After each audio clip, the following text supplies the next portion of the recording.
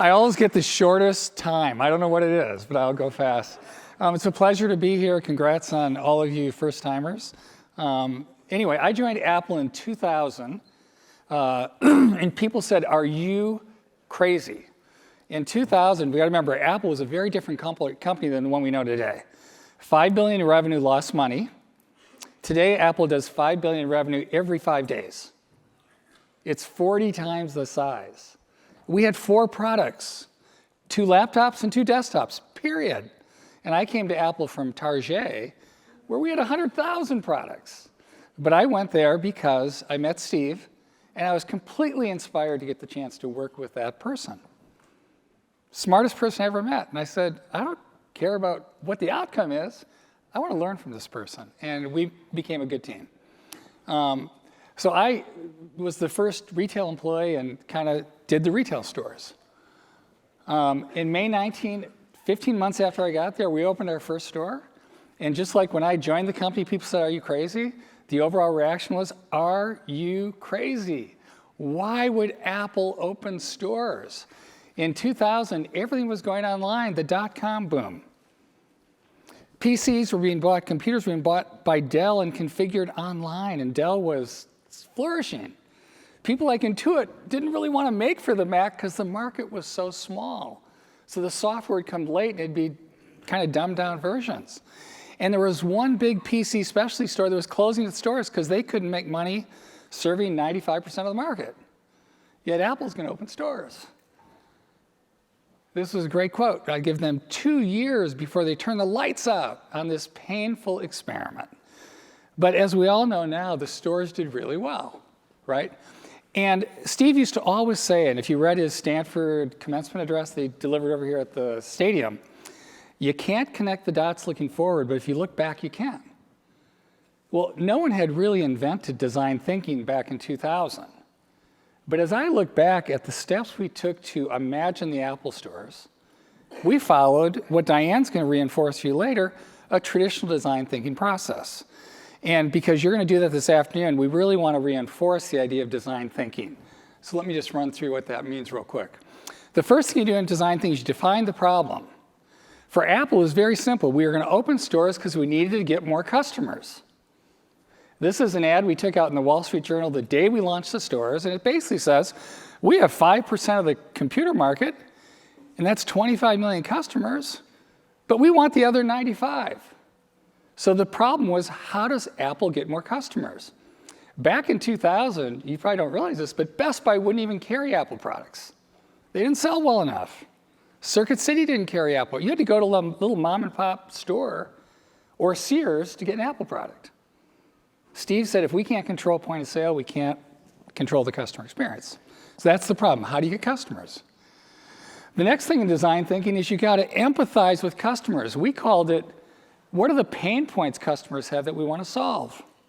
Well, we first said, we did a lot of things that were counterintuitive. This was the age of the specialty store, specialty retail, small niche, be focused, do it well. Well, we said, we're going after everybody, the 95. Even though we could double market share, let's go for everybody because PCs were relatively new. We went for, men and women, young kids and older people, consumers and business. We said, why create a store for a few? Let's create a store for everyone. But we spent a lot of time going through what are the pain points in getting onto a Mac platform. That was empathy, core part of design thinking. We then said, how do you go through this ideation phase? How do you imagine an experience? Well, we asked one question. It was really a big question. Typically, stores are there to sell things, to help people buy, to do transactions.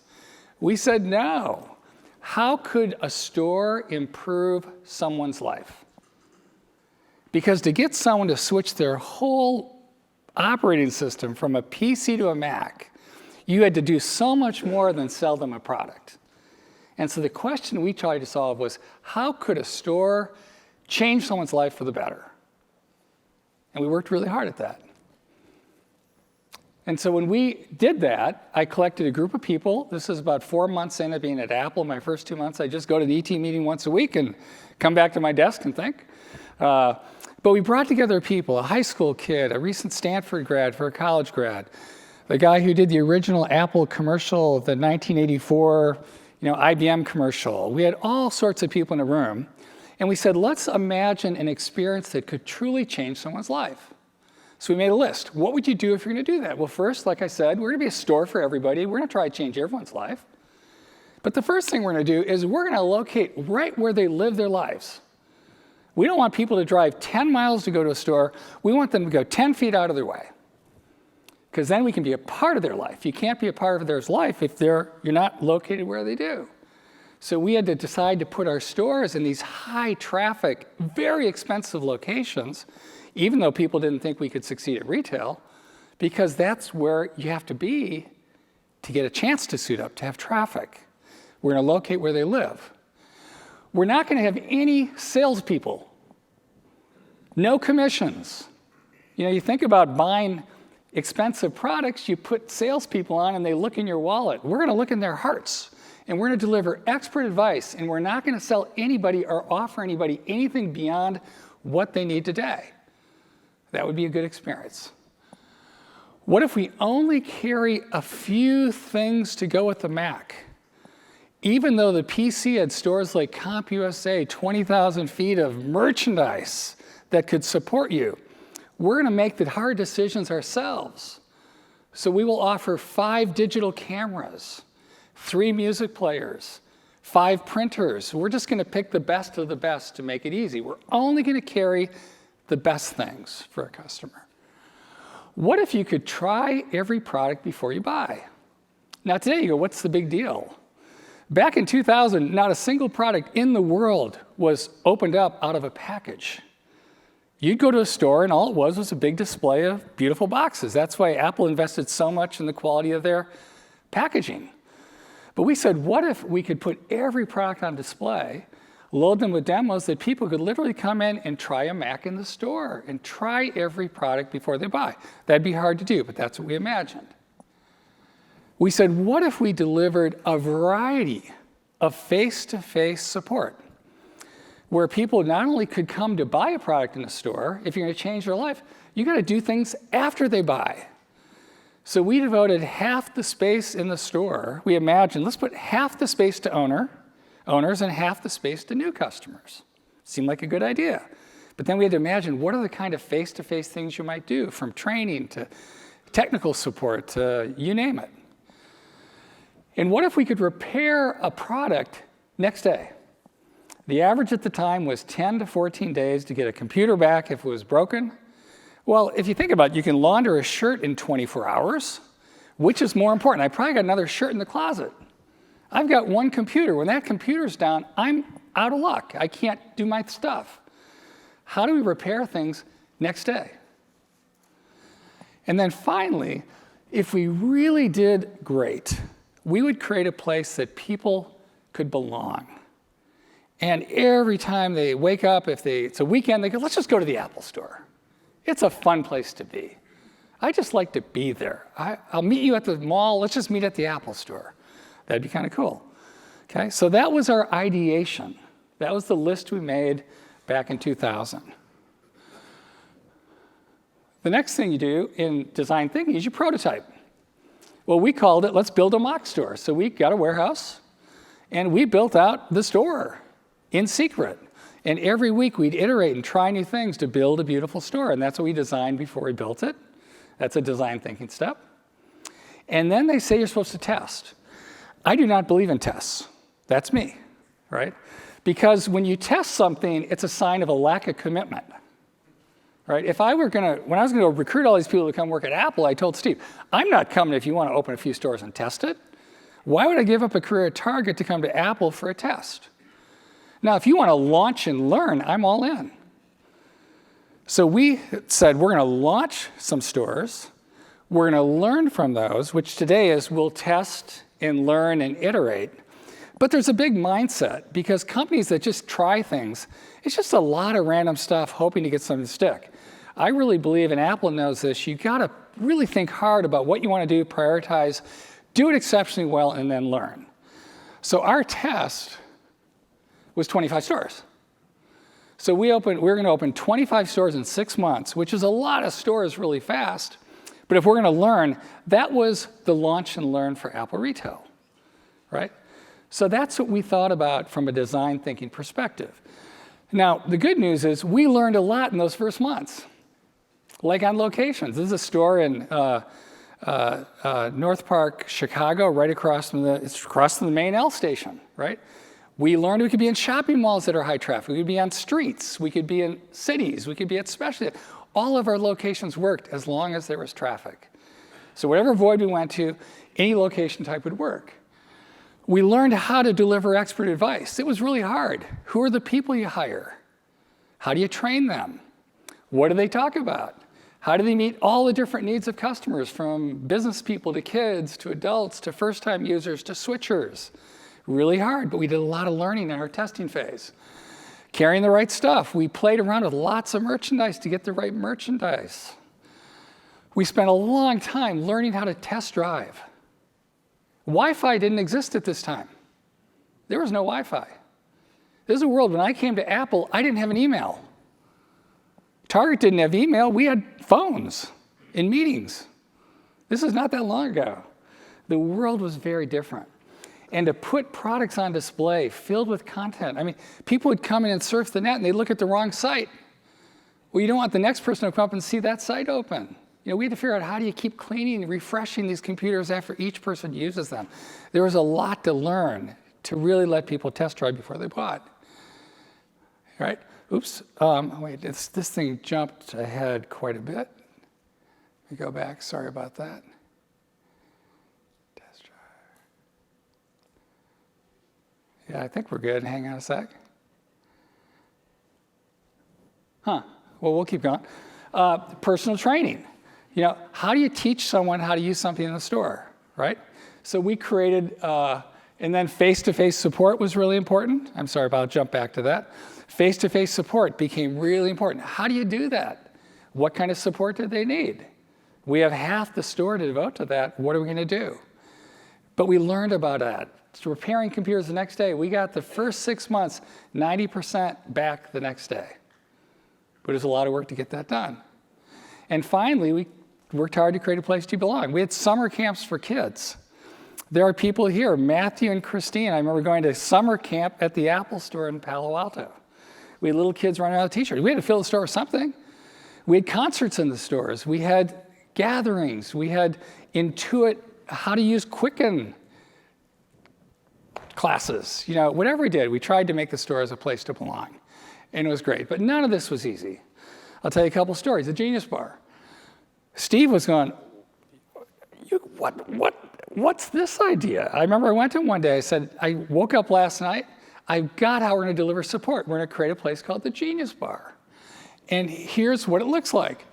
Just like you have when you go to a hotel and you go to a bar, well, bartenders are really great because they can make any drink on the planet. They're friendly. They remember you by name. They're conversational. You feel comfortable. You go by yourself. They create a great experience. Well, imagine getting technical support that's like going to a bar. But we're going to dispense advice. So we're going to get the smartest people in every city, and we're going to call them a Mac genius, and they're going to take care and create great experiences at a bar in the center of the store where most people would hide their service. We're going to stick it out to say we stand behind it. And Steve said, Ron, you don't understand. I've been doing this for 20 years. There are a lot of smart people in town. You can find the genius, but they're all geeks. They can't talk to people. You know, if you want to call it the geek bar, that'd be great. But the Genius Bar wouldn't work. Well, Steve was kind of right. We built our first one. It had 6 stools. Nobody came. Well, they didn't come because we didn't have any customers. You know, we hadn't built our customer base yet. But we decided to put in Evian water and different things. But a year later, our things went to 50 stools. And we actually built a store before I left with 100 stools at the Genius Bar at IFC in Hong Kong. But we had to make that work.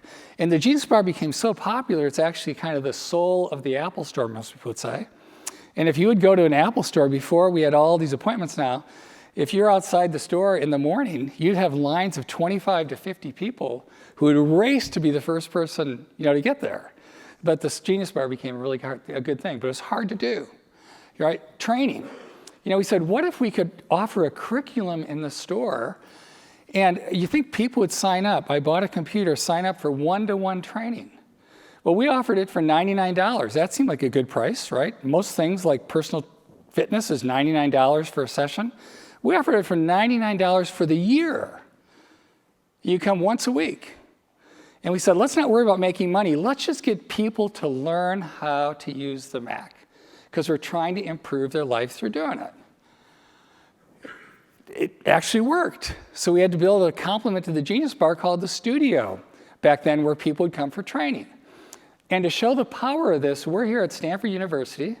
Stanford's got a worldwide reputation, driven by its research, by its students. Well, Stanford trains 1,700 freshmen a year. And they go out into the wild, and they go to New York, and they go all over the world, and that alumni network creates an impact for the world for Stanford. Well, after a couple of years, our average store had 2,700 one-to-one members. But they, on average, lived within 7 miles of the store. There was a point in time when 14%, 1 out of every 7 households in Palo Alto, belonged to the Apple Store.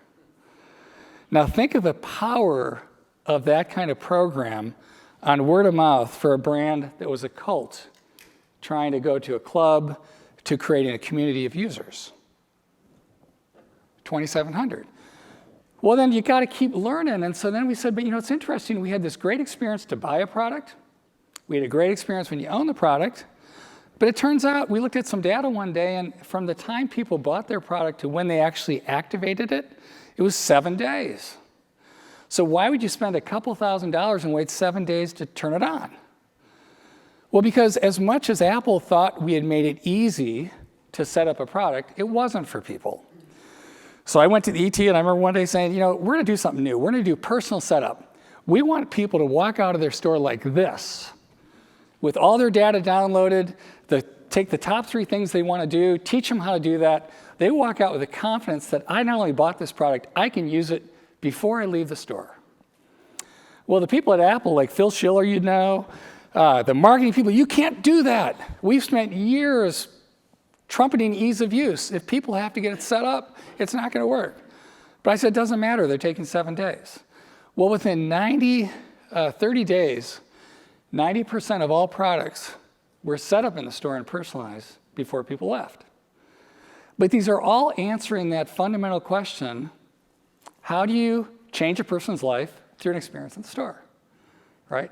So that's what we did. We kept doing that over and over. All we cared about, how do you improve someone's life? And then we learned that our store design could evolve too.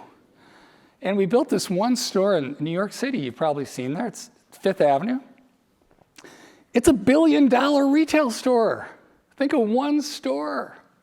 Apple did $5 billion as a company, as I said when we started. One little store that's underground not only changed Apple.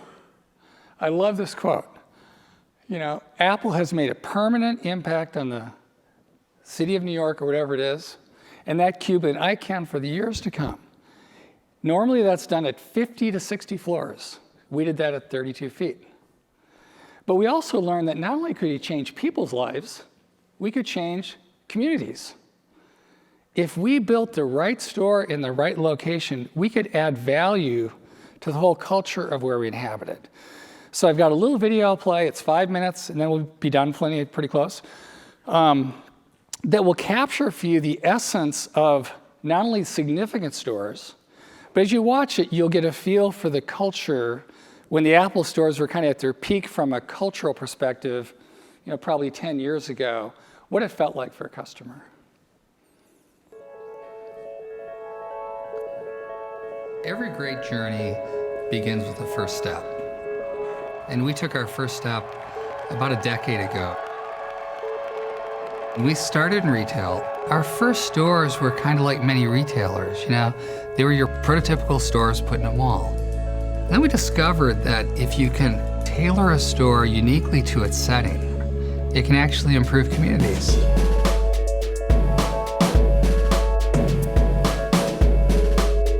All our stores have the same elements, but what sets apart the significant stores are their locations, which are typically the most important in that city, and the architecture. It's about getting out into the street, feeling what the locals feel, and then trying to unlock that which they miss themselves. Once we decide it's the right location, the challenge becomes, what are you going to paint there? What kind of store do you want to do? And we like all types of stores. At times it's something very modern, like we did at Fifth Avenue or on the Upper West Side. And at times it's something very historic, like our store on Regent Street in London. When we talk about significant stores, they're really about bringing something special to a community beyond what they've had before. They end up being something that's specifically and uniquely created for that location, for that market, for those customers. I look at our stores, half the physical space is devoted to ownership experiences. Getting your personal training, coming into the Genius Bar. It's about creating a great experience once you bought the product. And when we do it right, they realize the store can be transformational to their life. The nice thing about this summer is we're going to open 4 stores almost simultaneously in Shanghai, Paris, London, and Chicago that are each kind of the ultimate of what we've learned to date. In Shanghai, we're doing something very modern.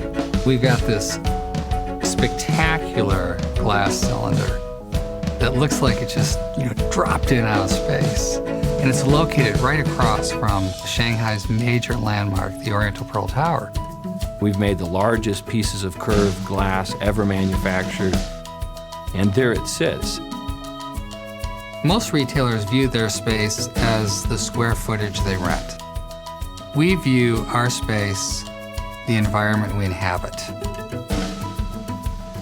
And we kind of realized over time that there's something great about the history of these locations. And so when we go to a place like Paris, you want to respect that. The Apple Store at the Opera is really all about preservation. And that space is so elegant. The skylight creates the sense of being, not in a building, but really outside. And so we've restored that thing to its original intent. And in many ways, we show respect for so much history. Every one of our stores, our primary objective is to create a place that people will love.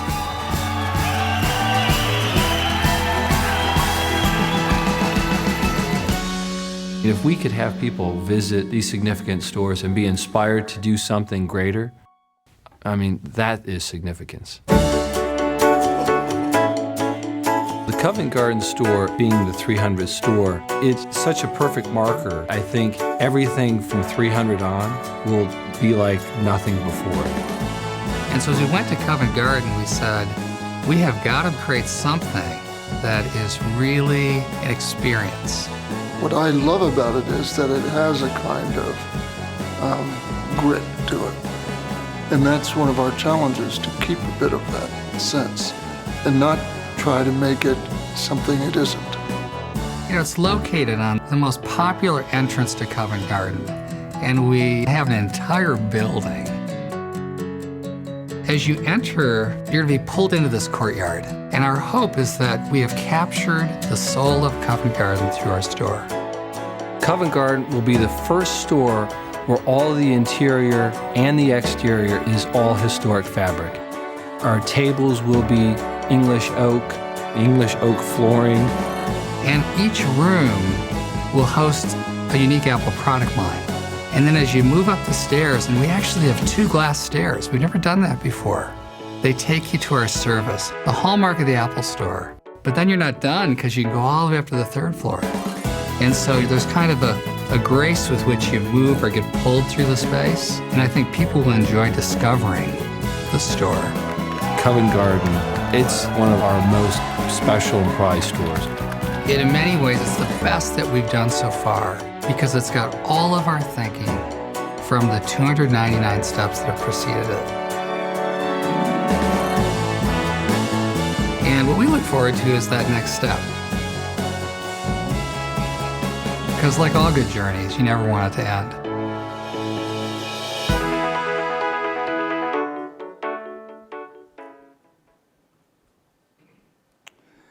This is a fun story. This is a China store you saw, the Shanghai store. I remember we opened our first store in China the year before, and Steve said, well, how much business, what do you have to do to break even? I said, $10 million. He said, how much business are you in China? And I said, I don't know.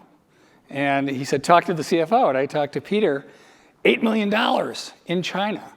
Today, Apple, 30% of the company's revenue, $130 billion a year are done in China a decade later. So the stores and the products really came together in a nice way. And you look at this, you know, we had never talked to a customer in 2000. Back in 2011, we had 300 million people have one of those experiences a year come to the store. The company had revenue, as we said before, the stores did $14 billion on their own after 10 years and had a profit margin of about 24%. And our sales per store, you know, we were the size of these guys, like your typical mall specialty store. Here were the department stores. Here were the big box guys. And here was that little Apple store back in 2011 doing as much business as a Walmart store, you know, which is pretty incredible. The most productive retail stores in the world. But the message here is you go back to it, it all came back to what we imagined back in 2000. You know, we had to use that design thinking approach. It never ends, you're constantly doing that. But we did it right, and we did it purely, and the outcome was pretty good. We created a store that truly changed people's lives, and that's what I'm most proud of. So with that, I'll turn it over to Diane. Thank you.